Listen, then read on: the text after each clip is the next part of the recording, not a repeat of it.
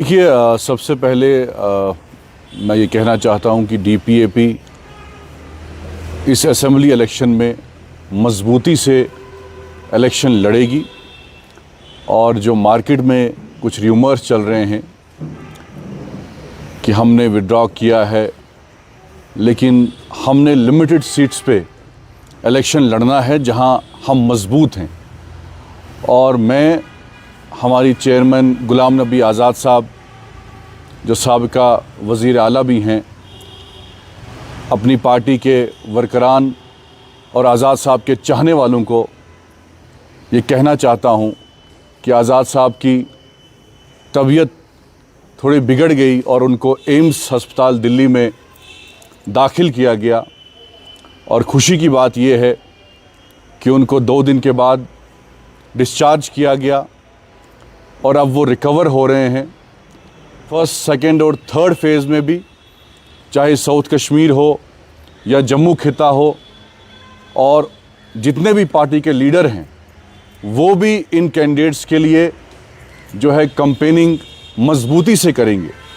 क्योंकि हमारा मकसद ये है कि हमारा फोकस, आज़ाद साहब की पहचान यही है, उनका मैनिफेस्टो यही है कि हमने डेवलपमेंट करनी, अमन लाना है और प्रोग्रेस करनी है। तो इसलिए हमारे जो कैंडिडेट्स होंगे उनका भी यही मकसद होगा और मंशूर होगा कि हमने आवाम की खिदमत करनी है और इस मुसीबत से उनको बाहर निकालना है। जैसे आपने देखा, जब आज़ाद साहब जो हैं मेंबर पार्लियामेंट थे, एलओपी थे, तो अगर 370 की किसी ने वकालत पार्लियामेंट में की, पार्लियामेंट की दीवारें अगर किसी ने हिलाई, वो गुलाम नबी आज़ाद साहब थे। आज पार्लियामेंट में सन्नाटा है, जैसे जम्मू कश्मीर पार्लियामेंट के नक्शे से गायब हो चुका है। इसलिए रियासत में भी गुलाम नबी आज़ाद साहब की ज़रूरत है। और हम गुजारिश करेंगे उनके चाहने वालों को कि उनके लिए दुआ करें, उनकी सलामती के लिए, उनकी सेहत के लिए। और हमें उम्मीद है कि आज़ाद साहब जल्द से जल्द ठीक होंगे और अपने कैंडिडेट्स को जिताने का काम करेंगे। देखिए, डीपीएपी जहां मजबूत है वहां हम खुद लड़ रहे हैं, और हमारी कोशिश रहेगी कि जहां सेकुलर फोर्सेस कमज़ोर हैं तो हम उनके बीच में अड़चन नहीं डालेंगे। इसीलिए जहां जहां सेकुलर फोर्सेस, क्योंकि जिस तरीके से कुछ ताकतों ने जम्मू कश्मीर में बर्बादी की, हमारा स्टेटहुड छीना, हमारे हकूक़ छीने, और ना यहाँ रोज़गार है, ना तरक्याती काम हो रहे हैं, इसलिए हमने लिमिटेड सीट्स पे इलेक्शन लड़ने का फ़ैसला लिया। और चाहे डोडा हो, चाहे साउथ कश्मीर हो, मजीद वानी साहब हो, अमीन भट्ट साहब हो, जो एक्स मिनिस्टर, एमएलए सलीम परे साहब, और कई कैंडिडेट्स आज कैंपेनिंग कर रहे हैं। और इस फेज़ के आखिर लम्हे में आज़ाद साहब खुद उनके लिए कैंपेनिंग करेंगे। कभी भी झूठ की बुनियाद पर सियासत नहीं करनी। आज़ाद साहब का यही एक पहचान है पूरे हिंदुस्तान में कि उन्होंने जो बात दिल्ली में की वही जम्मू कश्मीर में की। और हमारा सबसे बड़ा मैनिफेस्टो गुलाम नबी आज़ाद साहब खुद हैं, क्योंकि उन्होंने कभी झूठ नहीं कहा। जिस तरीके से उन्होंने काम किए, चाहे डिस्ट्रिक्ट्स बनाए, चाहे न्याबतें बनाई, तहसील बनाए, हॉस्पिटल्स बनाए, मेडिकल कॉलेज बनाए, एम्स बनाए, रोज़गार दिया, डिस्ट्रिक्ट्स बनाए और स्कूल्स बनाए, अस्पताल बनाए। तो ये काम मुझे नहीं लगता कि किसी तंजीम ने अभी तक किए हों जो आज़ाद साहब ने 2.5 साल में एज चीफ मिनिस्टर किए हैं।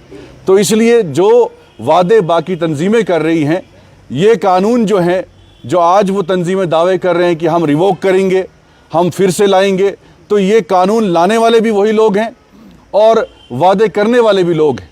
तो वो सरकार में रह चुके हैं। लेकिन आज़ाद साहब का ये मानना है कि जो हकूक़ हमसे छीने हैं, सबसे पहले स्टेटहुड और ज़मीनों के राइट्स और नौकरियों के राइट्स, ताकि बाहर का शख्स यहाँ ना नौकरी कर सके, बाहर का शख्स ना यहाँ ज़मीन खरीद सके, और स्टेटहुड जल्द से जल्द रिस्टोर हो। तो इस एजेंडे को हम आगे लेके चलेंगे और झूठ की बुनियाद पे नहीं बल्कि सच्चाई की बुनियाद पे लोगों के सामने जाएंगे। और इस वक्त इस मुसीबत से अगर कोई लीडर जम्मू कश्मीर की आवाम को निकाल सकता है तो वो गुलाम नबी आज़ाद साहब हैं। और जिस तरीके से हमने राशन मुफ्त किया, बिजली पहले आज़ाद साहब के दौर में जिस तरीके से पूरे हर एक इलाके में गरीब तबके को मुफ्त मिलती थी, वैसे ही आज़ाद साहब जो है आएंगे जब चीफ मिनिस्टर, तो वो मुफ्त बिजली दी जाएगी। खुद इलेक्शन नहीं लड़ेंगे और जो उनके कैंडिडेट अभी 20 से 25 मुझे लगता है कि 1-2 दिन में फाइनलाइज होंगे और ऑलरेडी एक लिस्ट हमने जो है रिलीज़ की है, तो उनके लिए आज़ाद साहब जो हैं कैंपेनिंग करेंगे और पूरी तंजीम उनके लिए कैंपेनिंग करेगी। ये उनका इरादा था डोडा से इलेक्शन लड़ने का, लेकिन अचानक उनकी तबीयत ख़राब हुई तो उन्होंने फ़ैसला लिया, क्योंकि आपने हाल ही में वीडियो भी देखा होगा कि आज़ाद साहब एम्स में जो है एडमिट थे, तो फैमिली और पार्टी के लीडरान ने भी उनको सजेस्ट किया कि आपको खुद कैंपेनिंग नहीं करनी चाहिए, इसलिए वो बाकी लीडरान के लिए कैंपेनिंग करेंगे और इंशाल्लाह अगली बार मौका मिला तो वो खुद भी लड़ेंगे।